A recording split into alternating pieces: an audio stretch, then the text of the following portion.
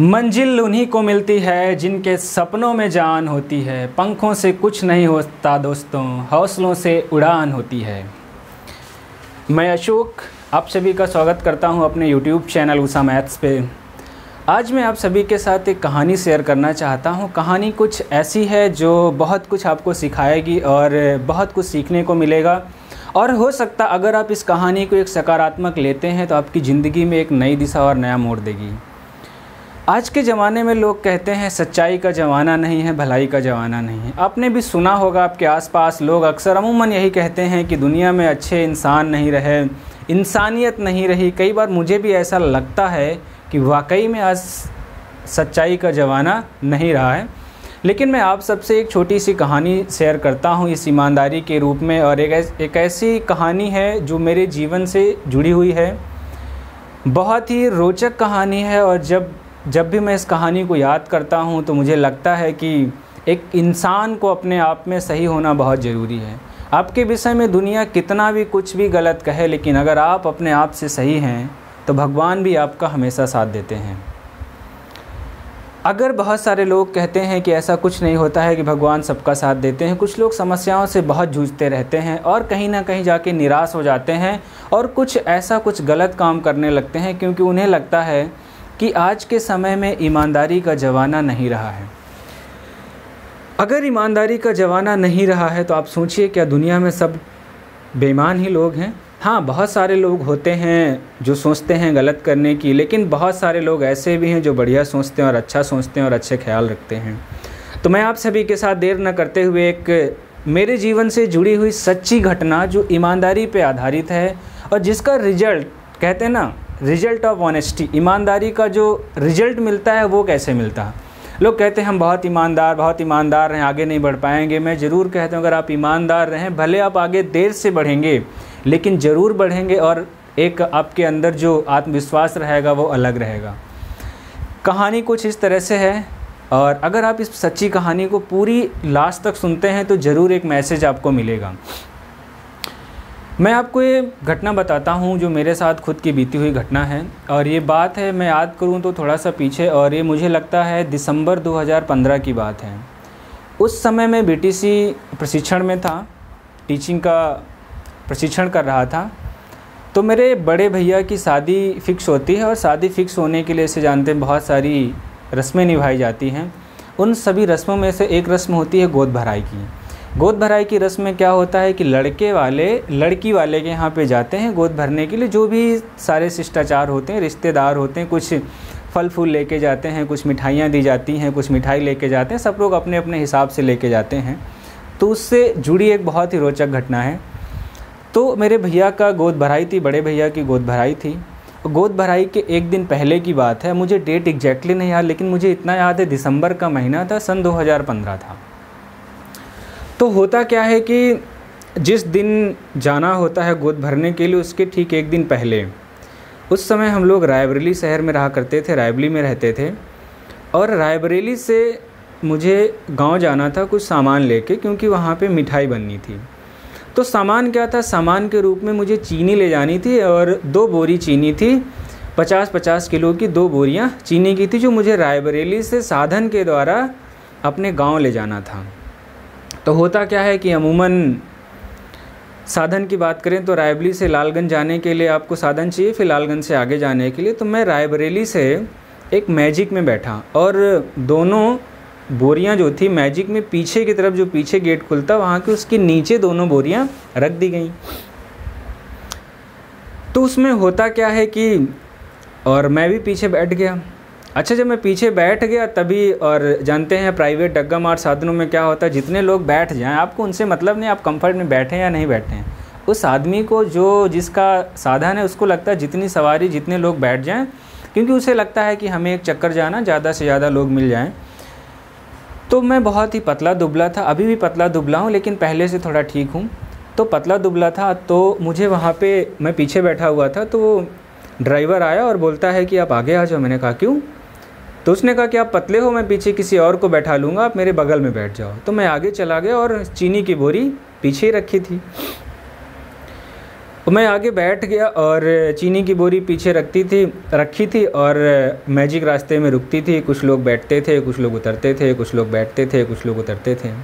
क्योंकि मेरे साथ कभी ऐसा हुआ नहीं था कि ऐसी अनहोनी हो जाएगी, तो मैं भी एक निश्चिंत था कि हाँ, मैंने सामान रख दिया है और जब लालगंज पहुँचेंगे तो बोरी ले लेंगे और अपने घर के साधन की ओर निकल पड़ेंगे।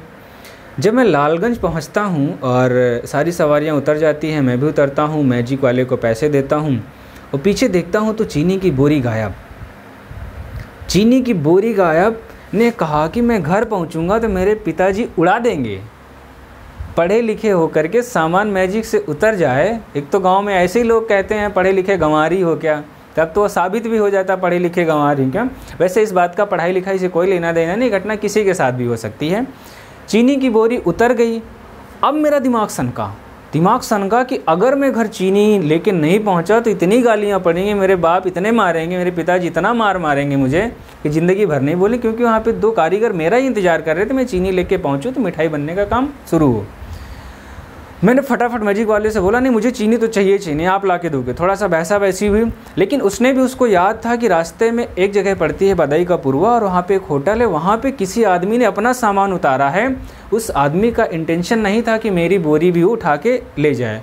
उसका सामान आगे रखा था, मेरा सामान पीछे था, लेकिन कोई आदमी आया, उसका सामान पीछे हो गया और किसी एक और आदमी ने अपना सामान आगे रख दिया, तो वो तो उतर गया। लेकिन जब वो आदमी अपना सामान लेने गया तो पहले उसको बोरी निकालनी पड़ी, तो उसने बोरी उतार के सड़क पे रख दी और अपना सामान निकाला और चलते बना। और मैजिक वाले इतनी जल्दी में रहते हैं कि सामान, सवारी उतरी, पैसे लिए, चल दिए और बोरी सड़क पे रखी रह गई। खैर ये बात उस मैजिक वाले को याद थी कि बोरी कहाँ पे उतरी है, तो ये बहुत अच्छी प्लस पॉइंट था। फिर वहाँ से तुरंत ही हम लोग वापस आए, मैं था और उस मैजिक में एक आदमी और था और ड्राइवर। तुरंत ही उस मैजिक वाले को याद था कि वो बोरी वहाँ पे उतरी थी, मुझे वो जगह याद। वो एग्जैक्टली आके उसी जगह पे रोका और पूछा कि यहाँ पे किसी की बोरी रह गई। तो खैर एक होटल का आदमी था, उसने पूछा कि यहाँ पे मैंने सामान एक आदमी ने छूट गया था, सामान मिला क्या? तो होटल वाला कहता है हाँ, एक भैया आए थे, सामान रखवा के गए। हर चौराहे के एक दादा होते हैं, दादा या नेताजी टाइप के होते हैं, तो उन दादा के माध्यम से उन्होंने कहा था सामान रख लो, अगर कोई लेने आए तो हमें फ़ोन करना। भाई पहुँचे, उन्होंने कहा बोरी रखिए, तब जाके कहीं जान में जान आए। लेकिन इससे भी बात नहीं बनी, सुनिए आगे मज़ेदार बात नहीं बनी। तो फिर उन दादा को फ़ोन किया गया, मैंने अपने ही फ़ोन से फ़ोन किया और वो दादा आए वापस। उन्होंने पूछा कहाँ से चीनी ला रहे हो, चुरा के लाए हो, बहुत सारी डांटें। तो अमूमन मेरे साथ क्या होता है कि मैं बहुत जल्दी इमोशनल हो जाता हूँ, तो मैं थोड़ा सा इमोशनल हो गया, मेरी आंखों में आंसू आ गए, क्योंकि बात 100 किलो चीनी की थी। मुझे पता था कि घर पहुँचेंगे तो बहुत मार पड़ेगी। तो उन दादा को मैंने पूरी बात बताई कि मेरे बड़े पिताजी हैं जो सलोन में रहते हैं, वहाँ से चीनी रायबली आई थी, अब मैं रायबली से लेके अपने गांव जा रहा था, कल बड़े भैया की गोद भराई जानी है। खैर वो बात मानने को तैयार ही नहीं हुए।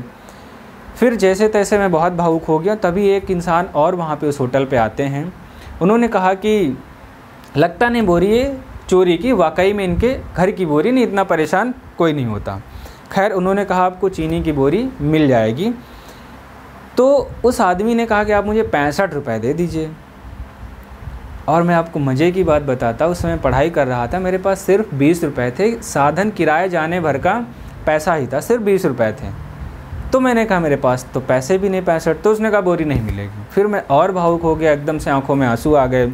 खैर जो एक दादा और आए थे, उन्होंने कहा कि नहीं आप परेशान ना हुई, आपको बोरी भी मिलेगी और पैसा भी नहीं देना पड़ेगा। और पैसा वो इंसान सिर्फ दारू पीने के लिए मांग रहा था कि मेरा आज का काम बन जाए, बाकी क्योंकि वो थोड़ा सा चौराहे के दादा थे, कहें वो बड़े वाले भैया कहेंगे तो ही मिलेगी, ठीक है।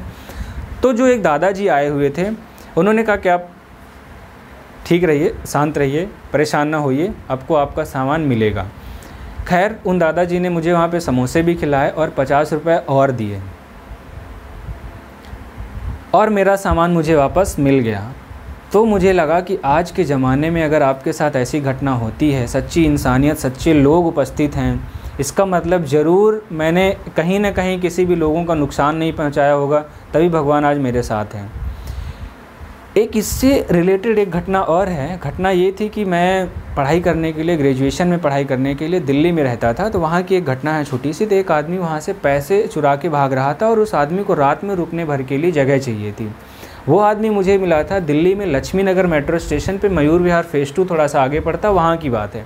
मैं उन दोनों घटनाओं को रिलेट करता हूँ तो मुझे बड़ा आश्चर्य होता है कि क्या अगर आप सच्चे इंसान हैं तो आपका कोई कुछ भी नहीं बिगाड़ सकता। ईमानदारी अगर है आपके अंदर तो आपका कोई कुछ भी नहीं कर सकता। आप परेशान ज़रूर हो सकते हैं कुछ समय के लिए, लेकिन आपका अंत बेहतरीन होगा। तो वो आदमी क्या कहता, किसी भट्ठे से कम 10-15 लाख रुपए लेके भागा हुआ था और पैसा उसकी पूरी शरीर में बंधा हुआ था रस्सियों से, ऊपर से उसने जैकेट पहना हुआ था। तो उसने दिखाया मेरे पास इतने पैसे, मुझे रात भर रुकने के लिए चाहिए। तो मेरे बगल में एक आदमी और खड़ा रहता, कहता छोटू आज तो गेम बड़ा है, कर देते हैं। मेरे दिमाग में आया पैसे बड़े हैं, लेकिन मुझे एक बात ये भी याद थी, माता पिता ने, मम्मी पापा ने भेजा है तो पढ़ने के लिए, काम करने के लिए नहीं। मैंने कहा नहीं आप कर लो। खैर वो आदमी उसे लेके गया। मैं चाहता तो मैं भी उस राशि में शामिल हो सकता था। अब पता नहीं उस आदमी ने क्या किया, उससे पैसे छिनाए, क्या किए, कहाँ रखा, मुझे कुछ नहीं पता बात का। लेकिन उसने कहा कि कुछ पैसे मिल जाएंगे तुम्हें, बस मेरी हेल्प करो, मैं बताता हूँ ऐसा करो। हमने कहा नहीं, मैं नहीं करूँगा।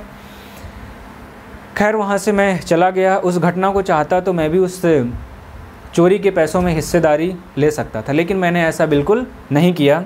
और जब इस घटना को देखता हूँ, जो चीनी वाली घटना मेरे साथ हुई, आप लालगंज पहुँच जाएँ बदाई की पुरवा से आधे घंटे का रास्ता, फिर आधे घंटे वापस में, 1 घंटे बाद आपको आपका सामान वापस मिल जाए, बहुत बड़ी बात है आज के ज़माने में। लोग यहाँ पे मैंने देखा है रास्ते में चलते हुए कि एक बार की बात है, एक डीसीएम जा रहा होता, बड़ा सा डीसीएम, और डीसीएम में जो टमाटर भरने के कैरेट रखे होती है। मेरे दोस्त के साथ की घटना है, एक प्रदीप दोस्त है मेरा, हम लोग बीटीसी की ट्रेनिंग करने के लिए कहीं पे सर्वे लगा हुआ था, वहाँ पे जा रहे थे। ये भी सच्ची घटना है। एक ट्रक होता है जिसकी रस्सी खुल गई होती है और उस ट्रक में बहुत बड़े बड़े से कैरेट रखे होते हैं जिसमें टमाटर रखे जाते हैं। कैरेट गिर रहे होते हैं, लोग गाड़ियां रोक के कैरेट उठाते हैं, अपनी गाड़ी में रखते हैं और चल देते हैं। सोचिए ऐसी इंसानियत है लोगों की। अगर आपको 2 घंटे बाद आपका सामान मिल जाए तो बहुत बड़ी बात थी मेरे लिए।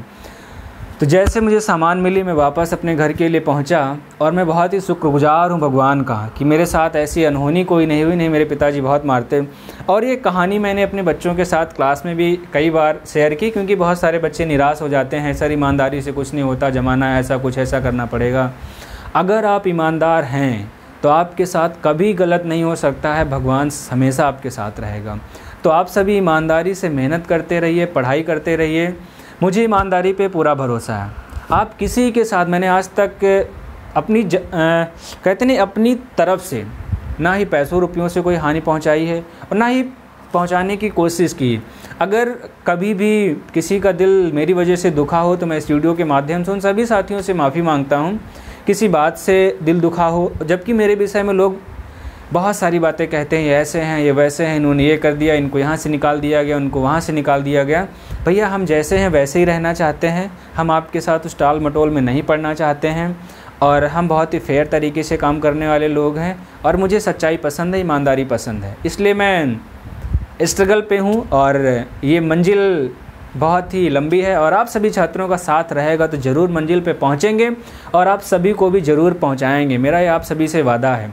क्योंकि मैं देखता हूँ कंपटीशन एग्ज़ाम में बहुत सारे बच्चे तैयारी कर रहे होते हैं, सब ये पूछते रहते हैं सबको नौकरी भी नहीं मिलेगी। एक कटु सत्य है जो मैं नहीं बोलना चाहता था, लेकिन फिर भी बोल रहा हूँ। लेकिन आप पढ़ाई ज़रूर करेंगे, संघर्ष ज़रूर करेंगे, लड़ाई ज़रूर लड़ेंगे।